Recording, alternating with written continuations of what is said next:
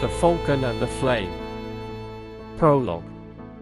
Dusk settles over the jagged spires of Avalen's keep, where ancient banners flap like restless ghosts. Long ago, the first king forged the realm's peace with a single arrow dipped in phoenix fire, a spark powerful enough to turn tide in the darkest hour. Now that power lies hidden, and rumors stir of a tyrant rising in the north. Act 1: Embers of Rebellion. Rowan wiped sweat and grime from his brow as he tended the stables. At 17, he'd outgrown the boyish awe he held for knights, but not the longing. Every polished helmet and gleaming sword was a promise of something more than muck and oats. Late one evening, a falcon, its wings singed yet undaunted, crashed into the stall. The bird dropped a single, smoldering feather before collapsing. Rowan's heart thudded. He remembered old tales of phoenix fire, of miracles born from ashes. Gently cradling the ember-laced plume, he felt a warmth spread through his fingers. That same night, drums rumbled across the courtyard. King Alarian's herald proclaimed, Lord Malric of Blackthorn marches south with an army of steel and shadow. Any willing to fight must swear fealty at dawn. Rowan's brother, Cale, sharpened his blade for war, eyes aflame with righteous fury.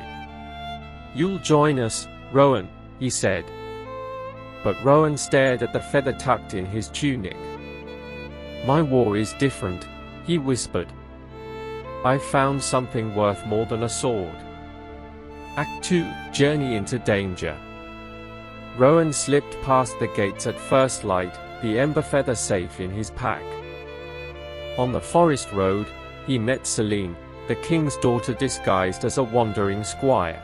Her eyes held both steel and sorrow. She'd fled the gilded cage to find allies beyond court politics. Their paths converged when bandits ambushed them at the river crossing. Steel clashed, Selene's rapier flashed, but numbers overwhelmed.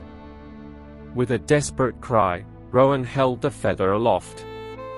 A brilliant burst of orange light seared through the twilight haze, sending bandits reeling.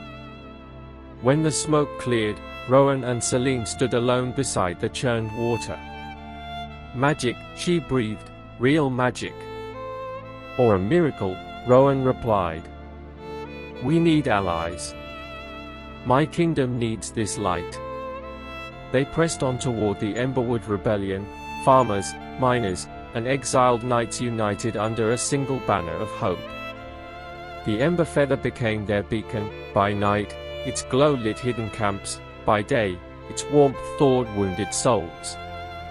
Act 3: The Siege of Blackthorn. Lord Malric's war drums shook the very hills. His black towers rose like sharpened teeth against the sky. Selene and Rowan led the rebel archers, hearts pounding in sync with the enemy's approach. At midnight, Rowan climbed the ramparts with the ember feather pulsing in his hand. Below lay the camp of Malric's men, thousands strong. A choice lay before him. Strike first and risk slaughter, or wait and let the tyranny spread. He took a breath, feeling the feathers hum deep in his veins. Suddenly, alarms split the night, traitors within the rebellion. Malric's assassins had slipped into the camp. Arrows whistled. Rebel watchfires flared. Chaos erupted. Rowan raced down the wall, Selene at his side. They fought through the melee, back to back as swords and daggers sought their hearts.